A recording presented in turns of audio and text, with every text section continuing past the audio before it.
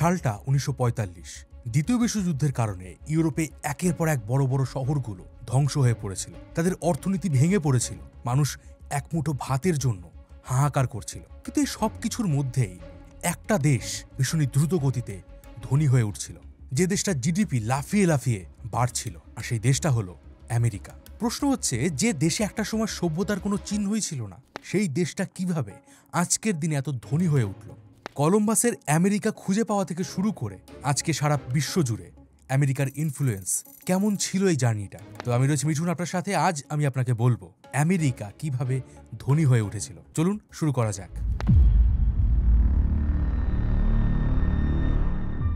আজকের দিনে যে ব্রিটিশদের সাথে আমেরিকার একেবারে গলায় গলায় বন্ধুত্ব, তাদের সাথে একটা সময় আমেরিকার সাপে নেউলে সম্পর্ক ছিল।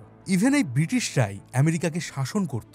সে সময় আমেরিকা তো বিশাল ছিল না, মাত্র ১৩টা রাজ্য নিয়ে আমেরিকা দেশ গড়ে উঠেছিল। কিন্তু আজ সারা বিশ্ব জুড়ে আমেরিকার ৮০০টারও বেশি মিলিটারি বেস আছে। ব্রিটেন থেকে শুরু করে জাপান, অস্ট্রেলিয়া, ইউরোপের সুরক্ষার একটা বড় দায়িত্ব সামলায় আমেরিকা। কিন্তু জানলে আশ্চর্য হবেন, এই সব কিছু শুরুটা হয়েছিল একটা মানুষের ভুলের জন্য। হ্যাঁ, ক্রিস্টোফার কলম্বাস, যিনি খুঁজতে বেরিয়েছিলেন আমাদের ভারতবর্ষকে, অথচ ভুল করে তিনি এসে পৌঁছান আমেরিকায়। ইভেন এই লোকটি নিজের মৃত্যুর দিন পর্যন্ত বিশ্বাস করেননি যে তিনি একটি ভুল মহাদেশ আবিষ্কার করেছেন। তবে কলম্বাস বিশ্বাস না করলেও ইউরোপের মানুষরা কিন্তু বিশ্বাস করেছিল যে তারা একটা নতুন ভূখণ্ড খুঁজে পেয়েছে। সেই ১৪৯২ সাল থেকেই দলে দলে ইউরোপীয়রা ভিড় জমায় আমেরিকায়। সবার প্রথমে স্পেন আর পর্তুগিজরা দক্ষিণ আমেরিকায় এসে কলোনি বানাতে শুরু করে। সে সময় স্পেন আমেরিকা থেকে এত বেশি পরিমাণে সম্পদ নিয়ে যেতে শুরু করে যে বাকি ইউরোপীয়রা লোভে পড়ে যায়। তারাও একে একে আমেরিকায় আসতে শুরু করে।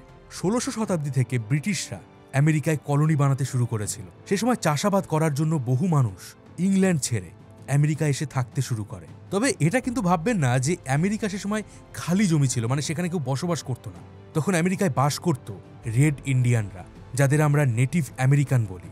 আজকের দিনে আপনি এই ডোনাল্ড ট্রাম্প বলুন বা জো বাইডেন বা ইলন মাস্ক, এরা কেউ কিন্তু অরিজিনাল আমেরিকান নয় বা নেটিভ আমেরিকান নয়। এরা সবাই বিদেশ থেকে আমেরিকায় এসেছিল।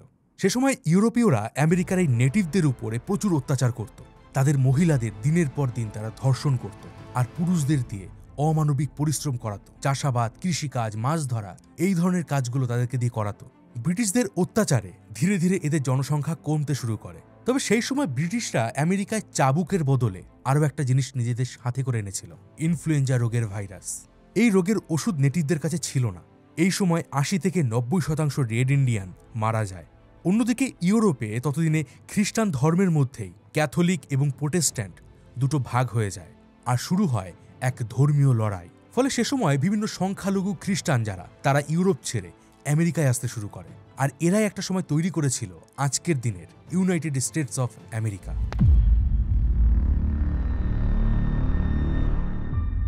এই সময় আমেরিকা ছিল ব্রিটিশদের কন্ট্রোলে, কিন্তু অল্প সময়ের মধ্যেই ব্রিটিশ এবং ফ্রেঞ্চদের মধ্যে উত্তর আমেরিকার দখল নিয়ে যুদ্ধ শুরু হয়। এই যুদ্ধ টানা ৭ বছর ধরে চলেছিল। ব্রিটিশরা এই যুদ্ধে জিতে যায়, কিন্তু তাদের প্রচুর পরিমাণে আর্থিক ক্ষতি হয়েছিল। এবার ব্রিটিশরা নিশ্চয়ই এই আর্থিক ক্ষতিপূরণ নিজেদের পকেট থেকে দেবে না। তারা আমেরিকানদের উপর বেশি পরিমাণে ট্যাক্স চাপাতে শুরু করে। চিনি কর, টাউনশেল্ড কর, স্ট্যাম্প কর, এরকম আরও নতুন নতুন ট্যাক্স তারা অ্যাপ্লাই করে। এতে আমেরিকার সাধারণ জনগণ ক্ষিপ্ত হয়ে যায়, আর এখান থেকেই জন্ম নেয় আমেরিকার স্বাধীনতার লড়াই। ভারতে ব্রিটিশরা যেমন divide and rule policy apply করেছিল, সেম জিনিসটা তারা কিন্তু আমেরিকাতেও শুরু করেছিল। কিন্তু আমেরিকার মানুষরা ব্রিটিশদের এই ফাঁদে পা দেয়নি। তারা ব্রিটিশদের বিরুদ্ধে লড়াইয়ের জন্য ১৭৭৪ সালে প্রথম মহাদেশীয় কংগ্রেস গঠন করে। এখানে George Washington, Patrick Henry, Samuel Adams, Benjamin ফ্র্যাঙ্কলিনের মতো বিখ্যাত লিডাররা ছিলেন। আর এই সভা থেকেই তারা আমেরিকার স্বাধীনতার ডাক দেন। আমেরিকানরা ব্রিটিশদের সাথে বেশ কয়েকবার যুদ্ধ করে, আর শেষ পর্যন্ত ২রা জুলাই ১৭৭৬ সালে আমেরিকা ব্রিটিশদের থেকে নিজেদের স্বাধীনতা ঘোষণা করে। And of a right ought to be free and independent states, and that all political connection between them and the country of Great Britain is. এবার এই বিষয় যখন আমি রিসার্চ করছিলাম, তখন একটা প্রশ্ন আমার মাথার মধ্যে বারবার করে আসছিল যে আমেরিকা কিভাবে এত দ্রুত ব্রিটিশদের সাথে যুদ্ধ করে স্বাধীনতা পেল, যেখানে আমাদের ভারতবর্ষ ব্রিটিশদের বিরুদ্ধে প্রায় ২০০ বছর ধরে সংগ্রাম করেছিল। আর এর যে উত্তরটা আমি পেয়েছি, সেই উত্তরটা আমি ভিডিওর একদম শেষে আপনাদেরকে বলবো।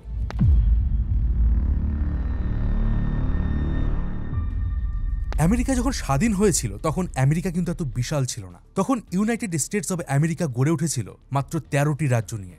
তবে যে আমেরিকার ইকোনমি আজকের দিনে প্রায় $30 ট্রিলিয়ন, স্বাধীনতার সময় তাদের আনুমানিক জিডিপি ছিল মাত্র $500 মিলিয়ন, আর সে সময় আমেরিকার পপুলেশন ছিল 25 লক্ষ। এবার পাশাপাশি এই দুটো ম্যাপ দেখুন। 2025 সাল পর্যন্ত আমেরিকার সমস্ত রাজ্যগুলোকে এখানে দেখানো হয়েছে, আর এটা হচ্ছে 1776 সালের জিডিপি, আর এটা হচ্ছে 2025 সালের জিডিপি। একটা জিনিস আপনার খেয়াল করলে দেখতে পাবেন, আমেরিকার জিডিপি যেমন বেড়েছে তেমনি এই দেশটার আয়তনও বেড়েছে। আর আজকের দিনে আমেরিকার ধনী হয়ে ওঠার পেছনে সবথেকে বড় রহস্য হচ্ছে এদের আয়তন বৃদ্ধি। 1803 সালে আমেরিকার তৃতীয় প্রেসিডেন্ট থমাস জেফারসন মাত্র $15 মিলিয়ন দিয়ে ফ্রান্সের কাছ থেকে লুইসিয়ানা প্রদেশ কিনেছিলেন। এতে আমেরিকার আয়তন এবং খনিজ সম্পদ দুটোই রাতারাতি ডবল হয়ে যায়, আর এর ফলে তাদের আয়ও বাড়তে থাকে। 1845 সালে আমেরিকার নজর পড়ে টেক্সাসের উপর। সে সময় টেক্সাস প্রাকৃতিক সম্পদে ভরপুর একটা প্রদেশ ছিল, তবে এটা কিন্তু সে সময় আমেরিকার দখলে ছিল না, এটা ছিল মেক্সিকোর দখলে। 1846 সালে আমেরিকা মেক্সিকোর সাথে যুদ্ধ শুরু করে। 2 বছর ধরে চলা এই যুদ্ধে আমেরিকা জিতে যায়। তারা টেক্সাস, নেভাডা, কলোরাডো, ক্যালিফোর্নিয়া সহ প্রায় অর্ধেক মেক্সিকো দখল করে নেয়। আর এই যুদ্ধের জয় আমেরিকার ভাগ্য পুরোপুরি বদলে দিয়েছিল। 24শে জানুয়ারি 1848 সালে জেমস মার্শাল ক্যালিফোর্নিয়াতে একটা বিশাল বড় সোনার খনি খুঁজে পান। এতে আমেরিকার ইকোনমিতে একটা হিউজ বুস্ট এসেছিল। এমনকি তারা টেক্সাসেও তেল এবং গ্যাস খুঁজে পায়।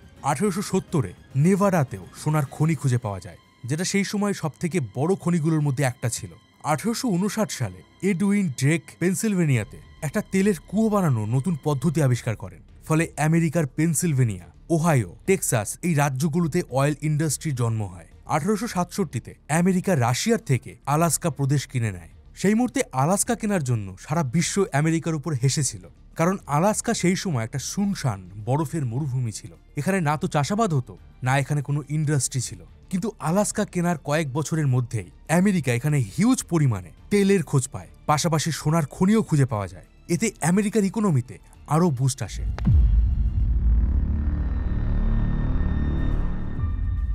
1790 সালে আমেরিকায় প্রথম ফেডারেল পেটেন্ট অ্যাক্ট পাস হয়। এই পেটেন্ট অ্যাক্ট কি একটু সহজ ভাষায় বলছি। ধরুন কোনো ব্যক্তি বা কোনো কোম্পানি নতুন কিছু আবিষ্কার করলো বা নতুন কিছু তৈরি করলো, সেক্ষেত্রে এই পেটেন্ট অ্যাক্টের মাধ্যমে সেই ব্যক্তি সেই আবিষ্কারের সত্ত্ব নিজের নামে করে নিতে পারে। মানে তার অনুমতি ছাড়া সেই আবিষ্কার করা জিনিস অন্য কেউ ব্যবহার করতে পারবে না। এই আইন আমেরিকার অর্থনীতিতে একটা হিউজ ইম্প্যাক্ট ফেলেছিল। 2022-এ ওয়ার্ল্ড ব্যাংকের ডেটা অনুযায়ী আমেরিকা প্রতি বছর $886 বিলিয়ন খরচ করে রিসার্চ এবং ডেভেলপমেন্টের জন্য। এর ফলে এখানে নতুন নতুন জিনিস আবিষ্কার হয়, যেমন ধরুন মেটা মানে Facebook, Instagram, YouTube, Google, Apple, Tesla এই ধরনের বড় বড় কোম্পানিগুলো আজকের দিনে আমেরিকায় গড়ে উঠেছে তাদের এই রিসার্চ অ্যান্ড ডেভেলপমেন্টে বাজেটের কারণে। আর সাথেই পেটেন্ট ল এখানের মানুষদের নতুন নতুন জিনিস আবিষ্কার করতে উৎসাহ দেয়। ইউনিভার্সিটি অব মেরিল্যান্ডের একটা ডাটা অনুযায়ী কোনো দেশ যদি তাদের ইনফ্রাস্ট্রাকচারে $1 খরচ করে, তাহলে ভবিষ্যতে সেই $1 থেকে তারা $3 আয় করতে পারে। আর এই জিনিসটা আজ থেকে প্রায় কয়েকশো বছর আগে আমেরিকার সরকার বুঝতে পেরেছিল। 1848 সালে যখন ক্যালিফোর্নিয়ায় গোল্ড রাশ শুরু হয়েছিল, তখন আমেরিকা নিজেদের রেল লাইন, রাস্তা, শহর, বিদ্যুৎ ব্যবস্থা, সামরিক পরিকাঠামো সব জায়গায় ইনভেস্ট করতে শুরু করে, তাদের দেশের ইনফ্রাস্ট্রাকচারকে আরও ডেভেলপ করে। সে সময় আমেরিকায় কাজ করার জন্য চিলি, পেরু, এমনকি চায়না থেকেও হাজার হাজার মানুষ আমেরিকায় আসতে শুরু করে। সে সময় শুধুমাত্র সোনা নয়, নিউ মেক্সিকো, টেক্সাস, ক্যালিফোর্নিয়াতে একের পর এক বিশাল বিশাল তেলের ভান্ডার খুঁজে পাওয়া যায়। আর সেই তেল এবং সোনা বিশ্ববাজারে বিক্রি করে আমেরিকার অর্থনীতি ফুলে ফেপে ওঠে।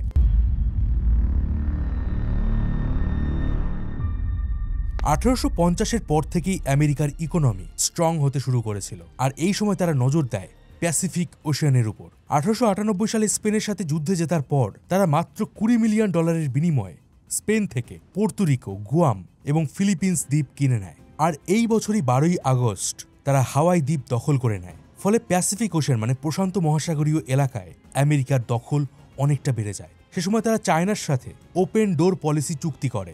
এর মাধ্যমে আমেরিকা প্রশান্ত মহাসাগরীয় এলাকায় তাদের ট্রেড আরও এক্সপ্যান্ড করতে পারে। আর এই ট্রেড আরও বেড়ে যায় যখন আমেরিকা পানামা ক্যানেল তৈরি করে ফেলে। এই পানামা ক্যানেলের ফলে খুব সহজেই আটলান্টিক থেকে প্রশান্ত মহাসাগরে জাহাজগুলো আসতে পারত, আর এতে আমেরিকার দুই উপকূলের মধ্যে দূরত্ব অনেকটা কমে যায়। তবে এত কিছুর পরেও বিংশ শতাব্দীর শুরুর দিক পর্যন্ত আমেরিকার অর্থনীতি সীমিত ছিল। আর তারপর ইতিহাসে এমন দুটো বিধ্বংসী ঘটনা ঘটে যার ফলে আমেরিকার অর্থনীতি লাফিয়ে লাফিয়ে বাড়তে শুরু করে। 1914 শুরু হয় প্রথম বিশ্বযুদ্ধ। প্রথমে আমেরিকাই যুদ্ধে অংশ নিতে চায়নি, তারা নিরপেক্ষ থাকার কথা বলে। এই সময় তারা দুই পক্ষকেই অস্ত্র, তেল এবং যুদ্ধের অন্যান্য সামগ্রী সাপ্লাই করছিল, আর এতে আমেরিকার অর্থনীতি ভীষণ পরিমাণে বুস্ট পায়। তবে 1917 সালে জার্মানির একটা ভুলের কারণে আমেরিকা এই যুদ্ধে অংশ নিতে বাধ্য হয়। জার্মানির একটা সাবমেরিন এই সময় আমেরিকার একটা প্যাসেঞ্জার শিপকে ধ্বংস করে দিয়েছিল, আর আমেরিকায় যুদ্ধে অংশ নিতেই মাত্র 1 বছরের মধ্যে প্রথম বিশ্বযুদ্ধ শেষ হয়ে যায়। এরপর 1939 সালে শুরু হয় দ্বিতীয় বিশ্বযুদ্ধ।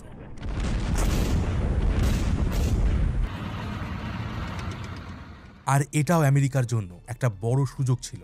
তারাও এই যুদ্ধে প্রথম দিকে নিরপেক্ষ থাকে। তাদের লক্ষ্য ছিল ব্যবসা করা। তারা ইউরোপের যে মিত্র শক্তিগুলো ছিল তাদেরকে অস্ত্র, গুলি, জাহাজ, যুদ্ধবিমান এগুলো বেশি বেশি দামে সাপ্লাই করতে থাকে। দ্বিতীয় বিশ্বযুদ্ধের সময় শুধুমাত্র অস্ত্র বিক্রি করে আমেরিকা নিজেদের জিডিপি 40% বাড়িয়ে দিয়েছিল। সে সময় দেশটার কোনায় কোনায় ট্যাঙ্ক, যুদ্ধবিমান, কামান, গুলি, যুদ্ধজাহাজ এই সব কিছুর ফ্যাক্টরি গড়ে উঠেছিল। মানে ইউরোপ যখন ধীরে ধীরে ধ্বংস হচ্ছিল তখন আমেরিকা সেই ধ্বংসের টাকায় ধনী হয়ে উঠছিল। তবে জাপানের বিমান বাহিনী যখন আমেরিকার পার্ল হারবারে হামলা করে তখন আমেরিকাও বাধ্য হয় এই যুদ্ধে অংশ নিতে। কিন্তু তারপরেও ইউরোপের মতো অতটা ক্ষতি কিন্তু আমেরিকার হয়নি। আর এর পেছনে একটা বড় কারণ ছিল ভৌগোলিক অবস্থান। দেখুন, সে সময় কিন্তু আজকের দিনের মতো উন্নত ফাইটার জেট, ব্যালিস্টিক মিসাইল বা এয়ারক্রাফট ক্যারিয়ার ছিল না।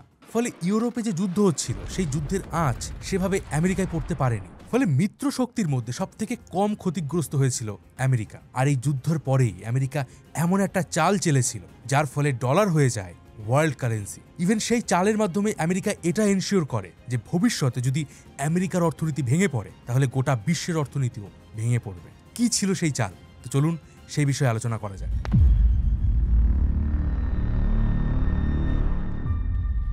দ্বিতীয় বিশ্বযুদ্ধের শেষে ইংল্যান্ড, ফ্রান্স, জার্মানি এই দেশগুলোর ব্যাংক খালি হয়ে গিয়েছিল, অর্থনীতি ভেঙে পড়েছিল, এখানে ইন্ডাস্ট্রি ভেঙে পড়েছিল। এই সময় ইউরোপকে পুনরায় স্ট্রং করার জন্য প্রচুর পরিমাণে ফান্ডিং দরকার ছিল। আর ঠিক তখনই আমেরিকা একটা মাস্টার স্ট্রোক চালে, যার নাম ব্রেটন উডস এগ্রিমেন্ট। আমেরিকার নেতৃত্বে এক আন্তর্জাতিক সম্মেলন বসে নিউ হ্যাম্পশায়ারের ছোট্ট একটা শহর ব্রেটন উডসে। সেই সময় বিশ্বের প্রথম সারির 44টি দেশ এখানে প্রেজেন্ট ছিল। তাদের সামনে আমেরিকা একটা প্রস্তাব দেয়, ইউরোপের দেশগুলো তাদের সোনার বদলে আমেরিকার থেকে ডলার নিতে পারবে। এবার যেহেতু ইউরোপের যে কারেন্সি ছিল সে সময় তার ভ্যালু কমে গিয়েছিল এবং আমেরিকা তখন ভীষণই শক্তিশালী একটা দেশ ছিল, তাই আমেরিকার এই প্রস্তাবে দেশগুলো রাজি হয়ে যায়। তারা মনে করেছিল যে আমেরিকার কাছে তাদের সোনা সুরক্ষিত থাকবে। সাথে আমেরিকা এটাও বলেছিল তারা যে কোনো সময় চাইলে ডলারের বদলে তাদের সোনা ফেরত নিতে পারবে। সে সময় 1 আউন্স মানে 28 গ্রাম সোনার দাম ধরা হয়েছিল $35। আর এরপরেই দেশগুলো তাদের সোনা আমেরিকায় ট্রান্সফার করতে শুরু করে। ধীরে ধীরে ইউরোপ সহ বিশ্বের বাকি দেশগুলোর ভল্টে সোনার পরিমাণ কমে আর ডলারের পরিমাণ বাড়তে থাকে। প্রথম সবকিছু ঠিকঠাকভাবেই চলছিল, কিন্তু 1971 সালে আমেরিকার প্রেসিডেন্ট রিচার্ড নিক্সন আরও একটা চাল দেন, যার ফলে রাতারাতি দেশগুলোর ভল্টে যে ডলার ছিল তার ভ্যালু 0 হয়ে যায়।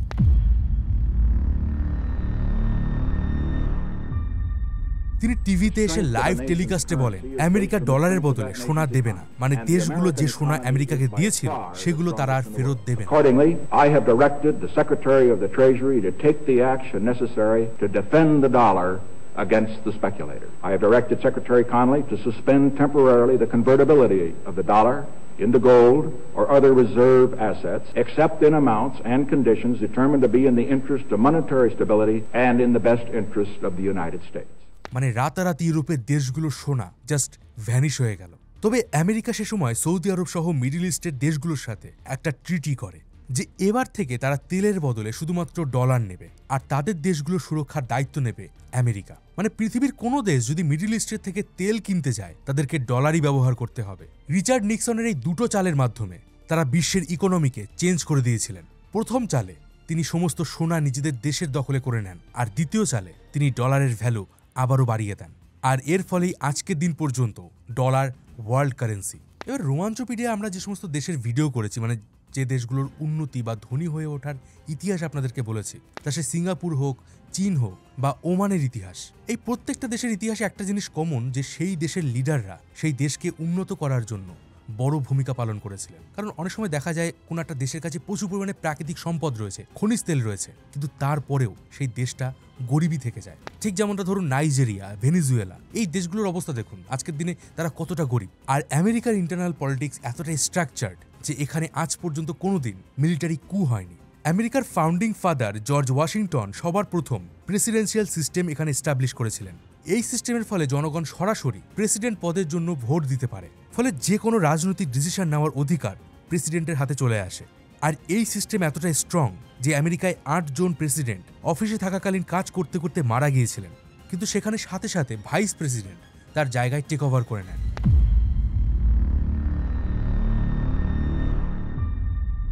আমেরিকা শুরু থেকে নিজেদের দেশকে এমনভাবে প্রেজেন্ট করেছিল যে তাদের দেশটা একটা ড্রিম কান্ট্রি, এটা মানুষের স্বপ্ন পূরণের জায়গা। হলিউড, পপ কালচার, এখানে লাইফস্টাইল সবকিছুর মাধ্যমে আমেরিকা সারা বিশ্ব জুড়ে নিজেদের একটা স্ট্রং ইমেজ তৈরি করেছে। দ্বিতীয় বিশ্বযুদ্ধের সময় বহু সায়েন্টিস্ট, ধনী ব্যক্তিরা আমেরিকায় সুরক্ষার জন্য এসেছিল, আর আমেরিকাও তাদের সবাইকে খোলা হাতে ওয়েলকাম করেছিল। যেমন ধরুন অ্যালবার্ট আইনস্টাইন, ইনি কিন্তু একজন জার্মান বিজ্ঞানী ছিলেন, যিনি 1933 সালে হিটলারের ভয়ে আমেরিকায় চলে আসেন।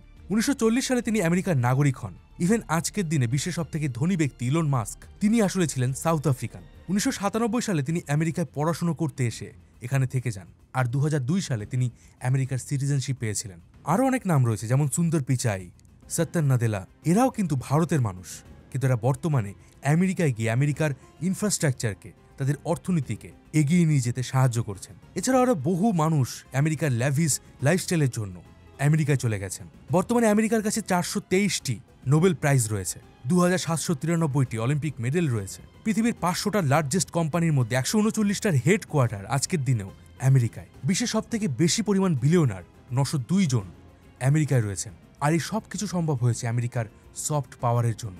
তবে এই পর্যন্ত শুনে যদি আপনি মনে করেন যে আমেরিকা সত্যি একটা ড্রিম কান্ট্রি, তাহলে কিন্তু আপনি ভুল করছেন।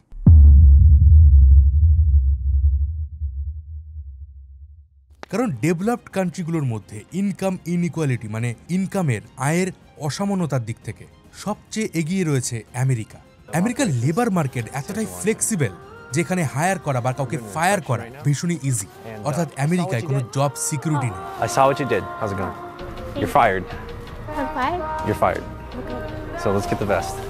কোম্পানির ম্যানেজার চাইলে যে কোনো মুহূর্তে একজন এমপ্লয়িকে তাড়িয়ে দিতে পারে। 1945 থেকে 2004 সাল পর্যন্ত আমেরিকার জিডিপি হু হু করে বাড়লেও কর্মচারীদের মজুরি বা বেতন কিন্তু প্রায় একই থেকে গেছে, যেটা একটা এক্সট্রিম ক্যাপিটালিজমের জন্ম দিয়েছে।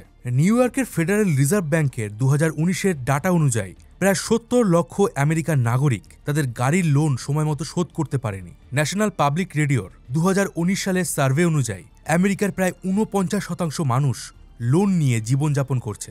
আজকের দিনে আমেরিকায় প্রায় 72 লক্ষেরও বেশি যুবক বেকার। আমেরিকার হেলথ কেয়ার পৃথিবীর মধ্যে সবচেয়ে উন্নত, কিন্তু এটা এতটাই কস্টলি যে সেন্সাস ব্যুরোর মতে 2,73,00,000 মানুষের কাছে কোনো মেডিকেল ইন্স্যুরেন্সই নেই, আর প্রতি বছর প্রায় 48,000 মানুষ বিনা চিকিৎসায় মারা যান। এছাড়া আমেরিকায় হিউজ পরিমাণে হাউজিং ক্রাইসিস রয়েছে। এখানে প্রচুর বহুতল বাড়ি তো রয়েছে, কিন্তু সেই বাড়ির ভাড়া বা দাম এতটাই বেশি যে মিডল ক্লাস ফ্যামিলি সেগুলো আর অ্যাফোর্ড করতে পারছে না। এছাড়া বর্তমানে আমেরিকার মানুষ এতটাই স্বাধীনচেতা হয়ে গেছে যেখানে পার্টি কালচার, জুয়া, ক্যাজুয়াল রিলেশনশিপ এইগুলো প্রচুর পরিমাণে বেড়ে গেছে, যার ফলে সামাজিক স্ট্রাকচার ক্ষতিগ্রস্ত হচ্ছে। সাথে রয়েছে শো অফ কালচার, ফলে যুব সমাজ দেনার দায়ে ডুবে যাচ্ছে। এছাড়াও সোশ্যাল মিডিয়াতে একটা পারফেক্ট লাইফ দেখানোর চাপে তারা ডিপ্রেশন এবং অ্যাংজাইটিতে ভুগতে শুরু করছে। আমেরিকার একটা হিউজ জনগণ এই মুহূর্তে নেশায় ডুবে আছে। আর এই সমস্ত বিষয় নিয়ে আমার চ্যানেলে কিন্তু অলরেডি ভিডিও আছে, আপনি যদি চান তো আমেরিকার যে প্লে লিস্টটা আমার চ্যানেলে রয়েছে সেটা কি আপনারা দেখতে পারেন। এবার যে প্রশ্নটার উত্তরের জন্য আপনারা এতক্ষণ ধরে অপেক্ষা করে আছেন যে কেন ভারতের স্বাধীন হতে 200 বছর সময় লেগেছিল, সেখানে আমেরিকা মাত্র 3 বছরে স্বাধীন হয়েছিল, সেই বিষয়ে এবার আপনাকে বলি। আমেরিকা তাড়াতাড়ি স্বাধীনতার পেছনে একটা বড় কারণ ছিল আমেরিকার জনসংখ্যা কম ছিল এবং তারা ঐক্যবদ্ধ ছিল। আমেরিকার 13টা রাজ্যে প্রায় একই ভাষা, ধর্ম এবং সংস্কৃতি ছিল, ফলে এখানের মানুষদের সবার আদর্শ প্রায় একই ছিল। এই কারণে তারা একজন নেতার পেছনে সবাই দাঁড়িয়েছিল। কিন্তু ভারতে বহু জাতি, বহু ভাষা, বহু ধর্মের মানুষ থাকেন, ফলে ব্রিটিশরা এখানে খুব সহজেই divide and rule policy apply করতে পেরেছিল। আর আমেরিকা যখন স্বাধীন হয়েছিল মানে 1776 সালে, তখন ব্রিটিশরা অনেকটা দুর্বল ছিল। তারা অলরেডি ফ্রান্সের সাথে 7 বছর ধরে যুদ্ধ করেছিল, ফলে তাদের সৈন্য সংখ্যা কম ছিল। আর এই সুযোগে আমেরিকা যখন বিদ্রোহ করে, ব্রিটিশরা সেটাকে কন্ট্রোল করতে পারেনি। আমেরিকা তাদের সুযোগকে কাজে লাগিয়েছিল। অথচ দ্বিতীয় বিশ্বযুদ্ধের সময় যখন ব্রিটিশ সরকার দুর্বল হয়ে পড়েছিল তখন গান্ধীজি ব্রিটিশদের বিরুদ্ধে যুদ্ধ করতে বা বিদ্রোহ করতে বারণ করেছিলেন, কারণ তিনি বলেছিলেন শত্রুর খারাপ সময় তার উপরে আক্রমণ করা উচিত নয়। এছাড়া সে সময় আমেরিকার স্বাধীনতা যুদ্ধে ফ্রান্স এবং স্পেন সরাসরি সাহায্য করেছিল অস্ত্র, সৈন্য এবং যুদ্ধজাহাজ দিয়ে। আরও একটা বড় কারণ ছিল আমেরিকা সে সময় কিন্তু এতটা ধনী ছিল না যতটা আজকের দিনে রয়েছে তারা। সে সময় ব্রিটিশ সাম্রাজ্যের মাথার মুকুট ছিল ভারত, কারণ ভারত তখন ভীষণই সমৃদ্ধশালী একটা দেশ ছিল। তারা আমেরিকাকে যতটা সহজে স্বাধীনতা দিয়েছিল ততটা সহজে তারা ভারতকে ছাড়তে চাইতো না বা চাইছিল না। বলা হয় রাশিয়ার ইতিহাসে সবথেকে বড় ভুল ছিল আলাস্কাকে আমেরিকার হাতে বিক্রি করা। আর এই বিষয়ে ডিটেলসে জানার জন্য এই ভিডিওটা দেখুন। কেমন লাগলো আজকে ভিডিও কমেন্ট করে অবশ্যই জানান। দেখা হবে পরের ভিডিওতে, ততদিন ভালো থাকবেন, সুস্থ থাকবেন। আর আমি ছিলাম মিঠুন আপনাদের সাথে।